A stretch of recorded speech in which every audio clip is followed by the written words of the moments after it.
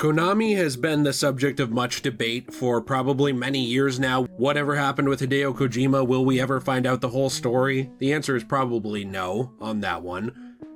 And it's a frustrating situation because there are a lot of people kind of left up in the air who were fans of properties that Konami does own. Now, what's weird is right now, Silent Hill 2 came out for early access and for reviewers. Normal people like you and me, unless we want to pay extra money for 3 days early access digitally, don't get to play it yet. So that's a Konamism, I will dub it. But that's, I guess, just kind of becoming common for the industry, sadly. Nevertheless, it does seem like they're in a bit of a redemption arc in a way. People seem to love the Silent Hill 2 remake. All hands-on previews of Metal Gear Solid Delta Snake Eater, the remake of MGS3, are pretty positive. I haven't really heard anybody negatively talking about that who has been able to actually get their hands on it, like at the Tokyo Game Show or any previews or anything like that.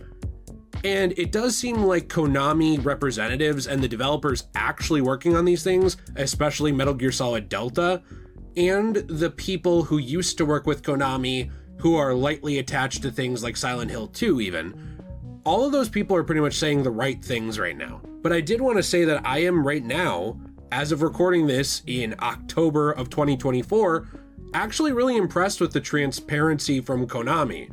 It's weird to me to be living in a world where there's more transparency from Konami at this moment about the games they're developing than there is from most other game companies in the AAA gaming space. That's weird to me. Konami, the company that went radio silent for years and was just licensing their characters to pachinko machines and stuff, people who work there are being way more transparent and representative of what they're making than most other people. Now, I do have a question of the day for you while we talk about this for a couple minutes, which is, would you ever, and I asked this in a previous video, but would you ever want to see any other Metal Gear games after Metal Gear Solid Delta? Now, this could be remakes, this could be from the ground up remakes, like for Metal Gear 1 and 2, you know, with expanded scripts or something like this. This could be sequels. I personally have talked in the past about Solid Snake, and I know that when you bring this up, it's a real taboo because of the ending of MGS4, but I will say that I do think there's room in his life, in some of the gaps, especially between 2 and 4, that you could play around with another story for Solid Snake if you wanted, and it does seem like David Hayter is very, very invested in coming back to play just general Snake, no matter who it is. And speaking of that, he is one of the people who has been very, very transparent. He came back, he's been working with Konami, but it's interesting to me to see him being so transparent. He came back on Twitter in a while back, like I said in a previous video, he was talking about playing through MGS5, which he had never done because in that game, Snake was not actually voiced by him, it was voiced by Kiefer Sutherland, but it was something where he kind of felt snubbed on that one. And apparently Hideo Kojima and him did not always see eye to eye. In fact, it kind of seems like Kojima was, I don't know, not like set on, but almost looking for an excuse to recast the English voice actor for Snake in general anyways. It's one of the few things that when I play these games and when I research them, I completely disagree with Kojima's vision on for the American version, especially because, you know, David Hayter had been doing a good job for many years. Now, that said, I think it's interesting to see him back representing Konami, actually giving little details, doing behind-the-scenes looks. David Hayter recently talked actually about basically more little elements for Metal Gear Solid Delta, like, for example, when he was talking about some of the behind-the-scenes looks at it, he was talking about scars from battle wounds persisting on Snake and actually being something that you can see later in the game, and there being more details like that in the survivalist aspect of the game, but the game's actual script and writing and everything like that being preserved. He actually was teasing just yesterday or the day before when I'm recording this, that essentially he was back in the recording booth playing a role that he had not played since ... and kind of alluding to, a lot of people think, Snake. He then actually showed a small little gif of Naked Snake, Big Boss, which I thought was very interesting. When it comes to David Hayter, I don't mean to just glaze David Hayter here and just be like, he's the greatest guy ever. But for me, he's one of the greatest guys ever, okay? Whenever I see him being involved with projects, to me, that's a positive. I mean, this guy wrote 2 of the best X-Men movies that ever existed. He helped write the screenplays for things like X-Men and X2. I mean, actually, he did write the screenplays. I shouldn't say he helped. I should say he helped the movie significantly for both of those by writing those screenplays. He's done amazing voice acting work forever. Now, that said, there's been a lot of different arguments about if this series should even persist outside of Kojima. And there's been little hints and tiny things that have come up over the years that have pointed to very different narratives of why Kojima was pushed out of the company, with some people saying that he was driving them towards bankruptcy on this project for Metal Gear Solid 5, going way over budget and pushing that budget to its extremes, pissing off execs who were at the time raking in money from mobile games that had very, very little overhead that they had to pay.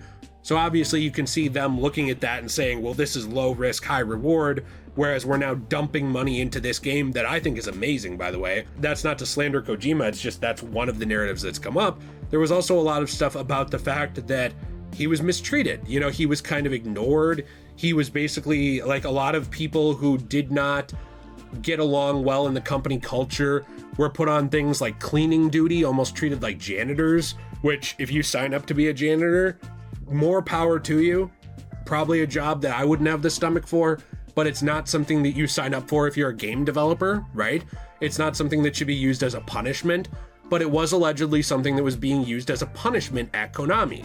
So there was almost a culture of mental and power abuse there, where it's kind of hard to actually, put the finger on what really happened. And no one has really come out and said. Now, that said, I do think that despite that messy history, it's interesting to see this level of transparency from Konami now.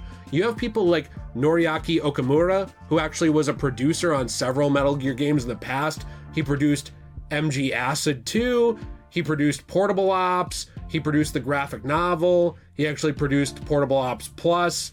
He was a producer on Metal Gear Survive, so take that for what you will. I know a lot of you hate that game. I think if you just kind of separate it and enjoy playing around in the Fox engine, I think it can be fun, but it's, no normal Metal Gear game for sure. So he is somebody who has been around for a very long time.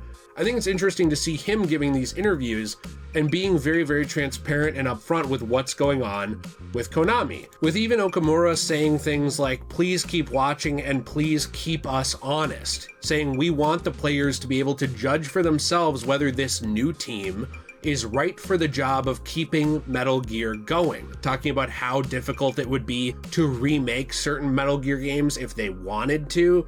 Talking about, other different things with it. There was even talks as well about how the difficulty changed when they did a new camera perspective and how essentially they had to actually rebalance the entire game depending on what camera mode you were playing with, because there's the original mode and then there's a newer one.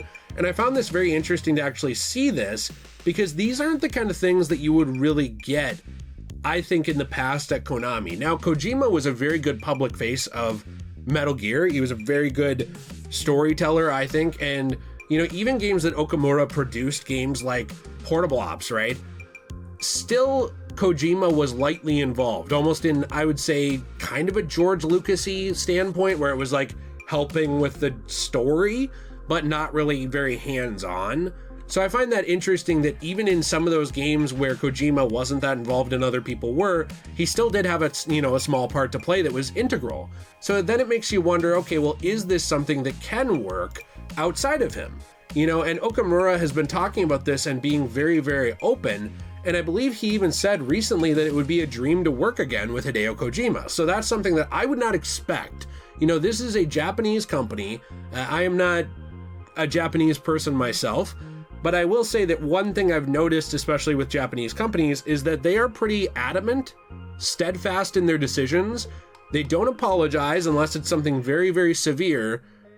And I would argue they're a little prideful. They have this very feet planted, firm, here is our standpoint, here is what we do, here's what we're committed to doing, we're not changing that for anybody. So to kind of see them taking a bit of a step back at Konami and saying, hey, look, they're basically saying everything except we effed up. They're basically saying everything except, we pushed Kojima out, a lot of creators left with the Silent Hill franchise, a lot of creators left with the Metal Gear franchise, and now, you know, we've tried to get some people back and keep people, but we screwed up. They've pretty much said everything except a straight up public admission of that. And I would say, reading between the lines, they've pretty much said that they did those things. The only thing that has never come up, other than me seeing Okamura mention it, and also seeing David Hayter mention, not disdain for, but like a little bit of disagreement with, you know, some of those things around Kojima, I haven't really seen many people that represent Konami in any way publicly mention Hideo Kojima. So it's one of those things where it's like, even the fact now that his name is coming up, I think it's kind of crazy. Like, it kind of shows a, I don't know what you'd say, like, not a pridefulness, because it's the opposite of that, almost like a little bit of humility that I wouldn't expect from Konami. And it kind of makes me feel like when they're taking the time to say these things, which again, you can say all the right things, the point is doing it, which I'd like to look at in the future and make a video about what I think they need to do to earn back that trust. There are going to be people they never earn it back from. That's fine. You know, I'm not appealing to you that they should, but I would like to talk about that in the future. But when they're making these statements and when they're talking about things and saying, keep us honest, you know, watch what we're doing, we want feedback, we're waiting to work more on this series to hear your feedback of if you want more or of if you like Delta, if you think it's good. Even saying things like they're taking their time on any more Metal Gear, you know, Master Collections because they weren't happy with the launch state of Volume 1. These are not the kind of things I would expect from Konami, really, ever. And then to see, you know, everybody kind of turned on Bluebird Team with Silent Hill when that was announced that they were working on it. And I remember the whole time, this is not really an I told you so, but it is. I remember the whole time I was kind of saying like, hey, let's just wait and see. You know, maybe they'll do a good job, maybe they won't, but I hope they will. Hey, some of this is promising. Okay, let's wait and see. And now it's like all the reviews are coming out and they're positive. And all the, you know, early looks and hands-on previews of Metal Gear Solid Delta are coming out and they're positive. Now, one is Bloober, you know, that's a different separate team working with Konami, you know, working basically for Konami on a Konami property. And one, of course, as well as Konami in-house, working on their own game. But I still think it's fascinating to see that so far, everybody who's gotten their hands on these things in any regard has liked them. So you have the fact that everybody's liked this stuff. You have the fact that you have David Hayter back, who I think if you're going to write another game, get him involved. Amazing screenplay writer who cares about these characters, Big Boss, Solid Snake, etc. And then you also have Konami representatives just being honest and being transparent. You know the Mandela effect where you're like, you feel like you came from an alternate reality where something was different? I feel like I somehow Life is Strange style like slipped through the cracks of time into an alternate timeline where Konami is becoming the good guy.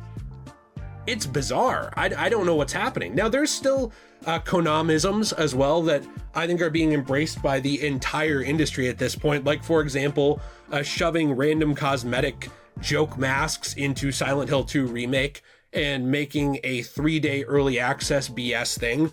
But hey, I'm also seeing that from other companies. Like, for example, I was excited for Dragon Ball Sparking Zero, only to find out that if I wanted the physical disc, I was going to have to play it way later than everybody else. You know, I was excited for Marvel vs. Capcom, the collection, only to find out that if I wanted to play the physical disc, I was going to have to play it after everyone else. That's from Capcom. My point is that unfortunately those Konamisms aren't really just Konamisms, they're actually just becoming industry standards that I don't like. So there are still things Konami is doing that I don't appreciate. Now, are other people doing them too? Sure, but I still don't appreciate them. That said, looking at this, I do feel like they're on the right track. It's just mind-boggling to me to see, and I kind of wanted your opinion on it. Like, what do you think about all of this? What do you think about where the series is going, where it could go? I guess I kind of want to know too, is there anything that they could do to earn your trust back to either make another game, like a new game, maybe following Venom? You know, there's a bunch of years there you can play with Venom Snake before Metal Gear 1. Maybe a new game in the way of like a remake, you know, that's like remaking Metal Gear Solid 1 or 2, or even just a ground up remake of Metal Gear 1 or 2.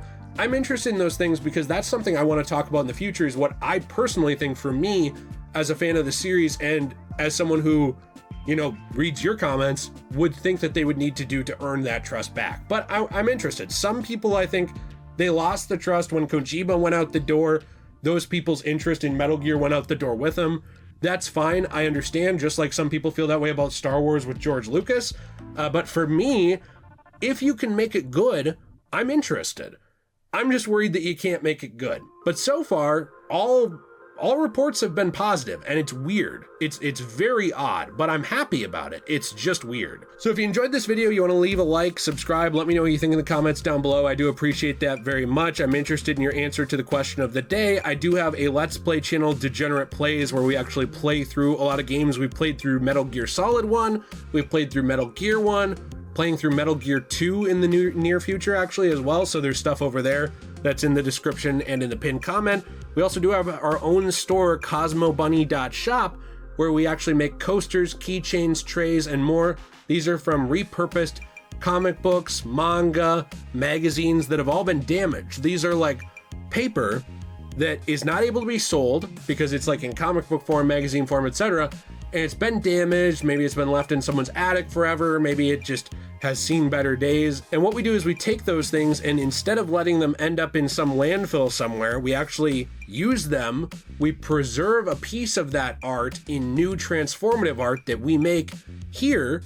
Then we send that to you. You know, we make those products for you to enjoy on cosmobunny.shop. You can use code DJAY123 for 10% off your first purchase, and we hope you enjoy it. Also, we have handmade beaded jewelry over there, which I think is really great. Something awesome for everybody over there. Appreciate you. Have a fantastic day. And as always, everyone, stay shui.